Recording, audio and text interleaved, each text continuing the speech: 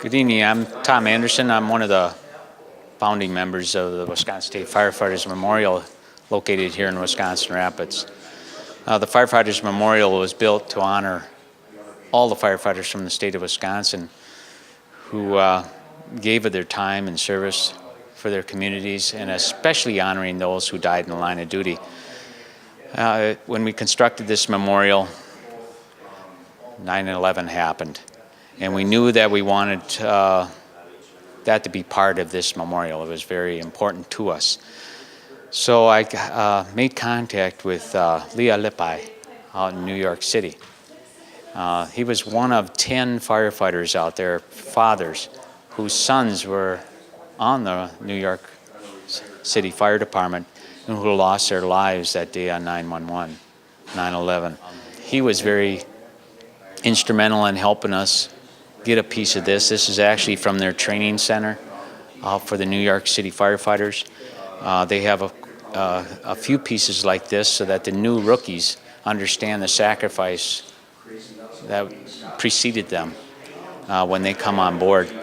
So he was able to get us a small piece, and we were very grateful to him. It was an honor for 3 of us board members to go out to New York City a couple, 3 years ago already now, and actually pick up this piece and escort it back here to the Wisconsin State Firefighters Memorial. We knew it was also important to give it a proper location here in the building, and then like anything, you know, there's 343 firefighters that lost their lives that day. 191 of them they never found. So what we did is we got the pictures of every firefighter that died that day. Now when somebody comes in here and you mention 343, they can just take a look at the poster up here, and now you have pictures behind each one of those names and each one of those numbers. It's a family. And it shows you the heroism of that day, at least from the firefighter point of view. It was, like I said, a very emotional journey for us, and we were very happy to have the piece back here in Wisconsin Rapids for the Firefighters Memorial. Good evening, ladies and gentlemen. I'd like to, my name is Tom Anderson.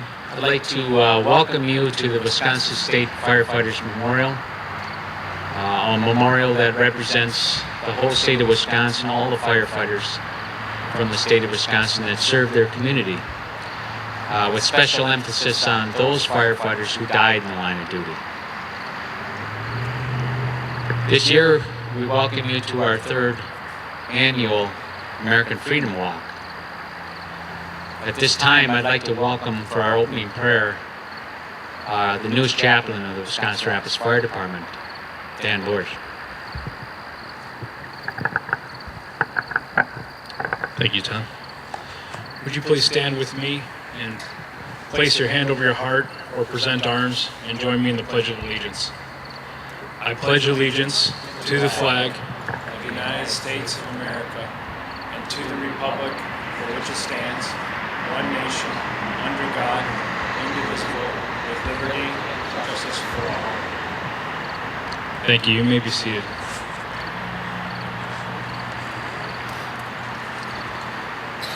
There are a few moments in history when time stands still. And 13 years ago at 8:45 a.m., time stood still for our country. The unthinkable became reality, and in that moment we saw many heroes move into action. We saw firefighters and EMS personnel risk and sacrifice their lives to move into buildings, helping many get out.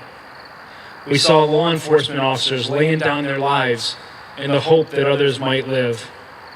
And we saw military personnel paying huge prices of honor to carry out objectives that have resulted thus far in no repeated terrorist attacks of that magnitude. For these we are grateful. We also saw heroes from the general public step into action, like Wallace Crowther, an equities trader. At about 9 o'clock in the morning, he was on his telephone, yet his body would be recovered from the lobby of the South Tower along with the New York City firefighters. Having worked as a volunteer firefighter as a teenager, when disaster struck, Wallace Crowther was there. The people sat petrified. The lights were out, smoke was engulfing the room, and pain seared through their bodies. There was no escape where they were in the South Tower after it was hit by United Airlines Flight 175. Then out of nowhere, this young man burst in and took control. With a strong, authoritative voice, he directed them to the stairway, which was veiled by darkness, wreckage, and haze, telling the injured to get out, and the healthy to get down and get them out. He's definitely my guardian angel, no ifs, ands, or buts, because without him, we would be sitting there waiting until the building came down, said Ling Young, one of the at least 15 survivors who credit Wallace Crowther with saving her life. So what do we take from this today? 2014. Well, we remember the ultimate sacrifice paid by firefighters, law enforcement, EMS personnel, military, and many others. Their sacrifice demands our honor and our remembrance. It also demands something else we apply today. As we apply this honor in our lives today, in 2014, I exhort all of us as citizens of the United States to live out this remembrance in a very special way. To live out this remembrance with a deep, abiding appreciation for the heroes of public safety. At times, there is a chasm of misunderstanding that exists between the general public and the realities of firefighter, emergency service, law enforcement, military personnel, and our dear beloved veterans. As a Desert Storm veteran, chaplain for the Wisconsin Rapids Fire Department, and now chaplain also for the Wisconsin Rapids Police Department, I've seen this chasm, and I've felt this chasm. Today, let's make an effort to extend not only thanks and appreciation, but a future attempt to understand what the heroes that we live in and day out encounter in their lives. What our firefighter, EMS, law enforcement, and military personnel do every day is heroic, because we never know when time might stand still again. Yet they prepare like it could happen any day.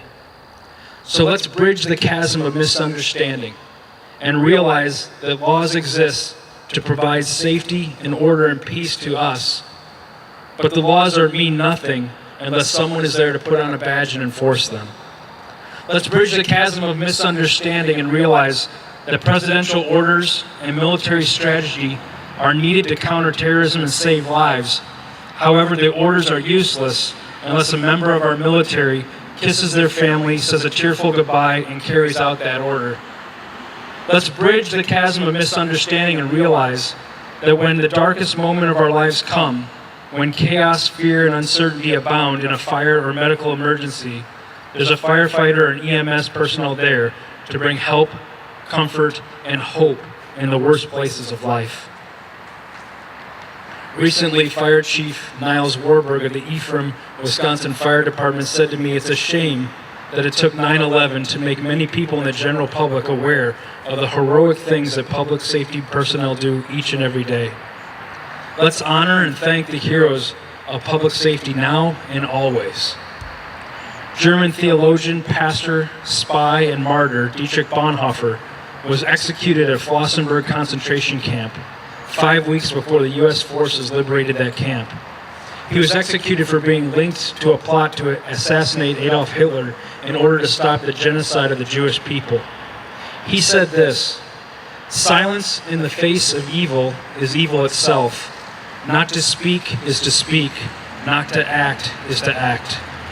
Today, let's commit to do our part, to act and speak gratitude, honor, and appreciation to the amazing heroes who gave their lives the day the world stood still in 9/11. However, let's not stop there. Let's live out our gratitude, our honor, and appreciation to the public safety heroes that live among us today, those who served in the past and those who serve present. Let's extend to them the highest regard and appreciation and a commitment to understand more clearly the value and daily sacrifice of the men and women of fire and emergency services, law enforcement, and our nation's military personnel. There are people among us who have served in the military, who are honored veterans, who have served in firefighter and EMS services, and who have also served in law enforcement. And I think we can apply this remembrance to say thank you to them. So I'd invite you now to please stand and let's offer our encouragement and appreciation by giving them a round of applause.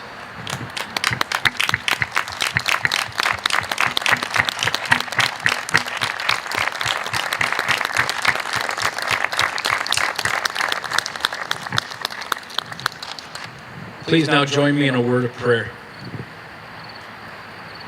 Our God, we thank you today for the freedom you've given our country. We remember those who have paid the ultimate price. We ask that your presence comfort their families on this day. We ask that you help us remember, honor, and extend gratefulness to the heroes of 9/11, as well as the heroes of our city and our nation today. As we seek to understand and appreciate deeply the men and women you have called to protect us and rescue us when we need it most, we ask that you keep us mindful of these heroes, both in this memorial service and beyond today. In your name we pray. Amen.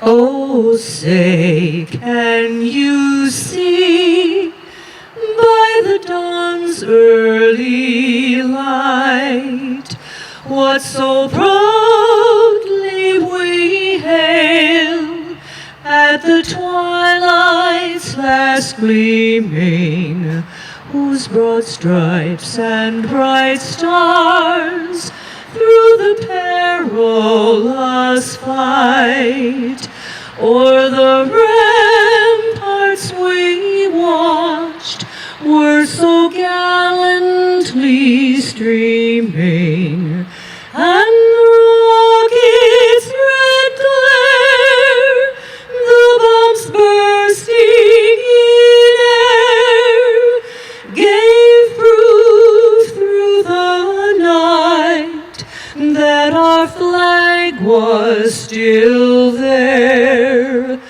Oh, say, does that star-spangled banner yet wave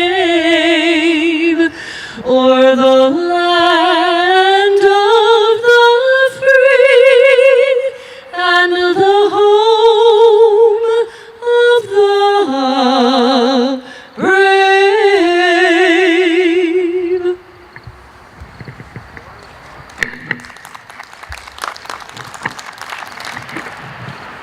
At this time, there will be a page by the Wood County Sheriff's Dispatch. We're going to take a moment to let Charlie turn on the lights on the fire apparatus. He will then come back and use the radio to be able to make sure that you all are able to hear that page. Thank you.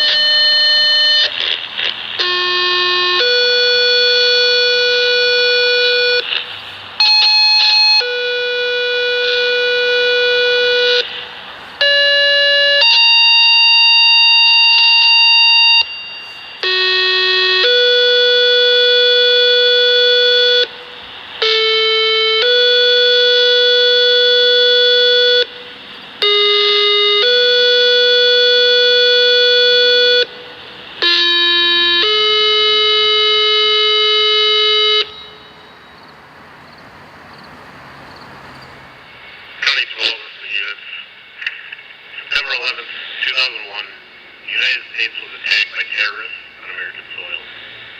Nearly 3,000 people lost their lives on that day, including nationals from more than 70 countries. Most of the deceased were civilians. The remaining were public servants. those who were willing to risk life and limb for the safety and protection of others. Today we honor those who gave their lives on that day of infamy. On the 13th anniversary of this tragic event, we ask that you keep those who are no longer with you close in your thoughts and actions, and never forget their contributions. Never forgotten, never forsaken, for they gave their all. We pay tribute to our fellow Americans who lost their lives 13 years ago, as well as honor the brave men and women who continue to serve and protect our great nation today. We remember them in a shared moment of silence.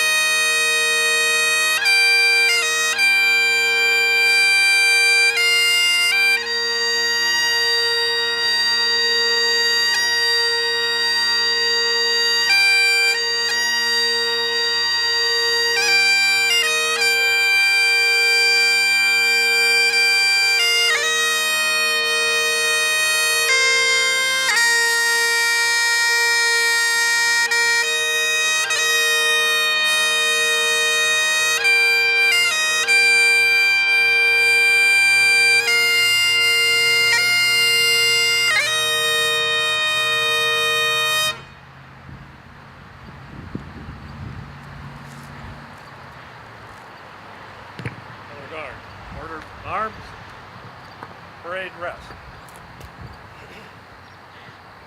On behalf of the Wisconsin State Firefighters Memorial and the American Tribute Walk, at this time, we'd like to thank you for being here. For those who are going to participate, what we're going to do is we're going to march out right behind the Piper. There are two locations of flags. If you want to do a mile walk Right down by the state office building, you'll see a set of flags. That's a half-mile. Walk back, it's a mile, obviously. Those that want to walk 2 miles, go down to the expressway bridge. You'll see a set of flags right down by the bridge.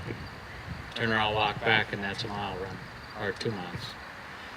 So thank you again for coming and remembering. Good evening. My name is Mike Dickinson. I'm from Black Creek, Wisconsin. I'm a retired Appleton, Wisconsin police officer, and I've been invited to play the bagpipe at this event for the last few years. It's very meaningful to me. On 9/11/01, I was on duty as an Appleton police officer and walked into the Appleton police station after the attacks had started, and they had television monitors around the station, and I was able to stop in front of one of the monitors just in time to see the second tower fall. So coming here to do this in memoriam for the firefighters, law enforcement officers, and other people that lost their lives means a great deal to me. To be able to play the bagpipe, which is my passion, and share that with other people and make this event meaningful. All right, let's proceed with our walk. Color guard, 10.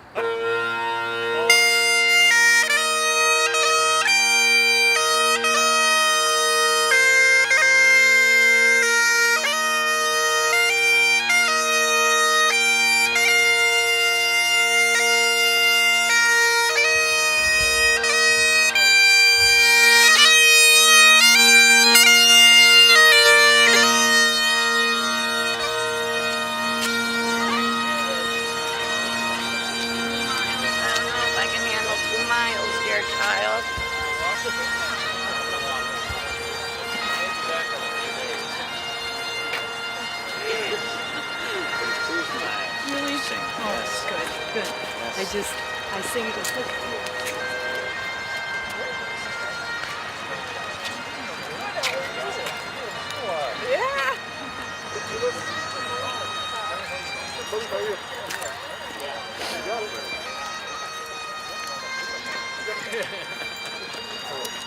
Good to see you.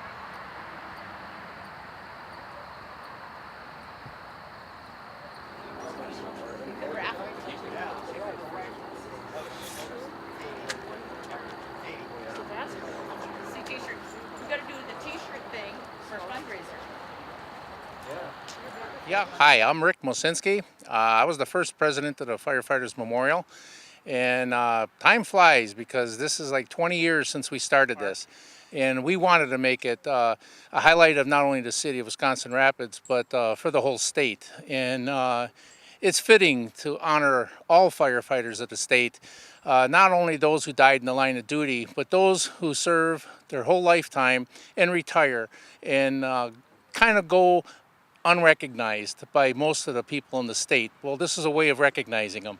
And a function like we had today is to bring to everyone to say, let's not forget all those that are our heroes. 9/11, it's by no means to be forgotten. Times 3, it's the final alarm in Wisconsin for that firefighter. That means he answered or she answered their final alarm. So we'll be tolling the bell right now at this time, 3 times 3.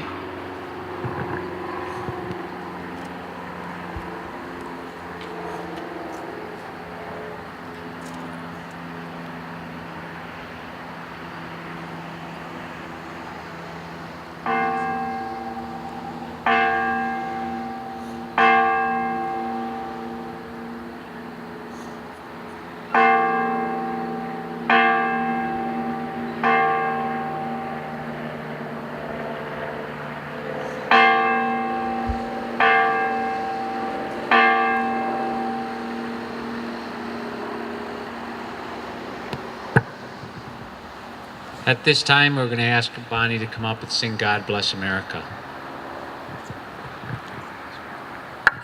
Please join in singing me, please. God bless America, land that I love. Stand beside her and guide her through the night with the light from above. From the mountains to the prairies, to the oceans white with foam. God bless America, my home, sweet home. God bless America, my home, sweet home.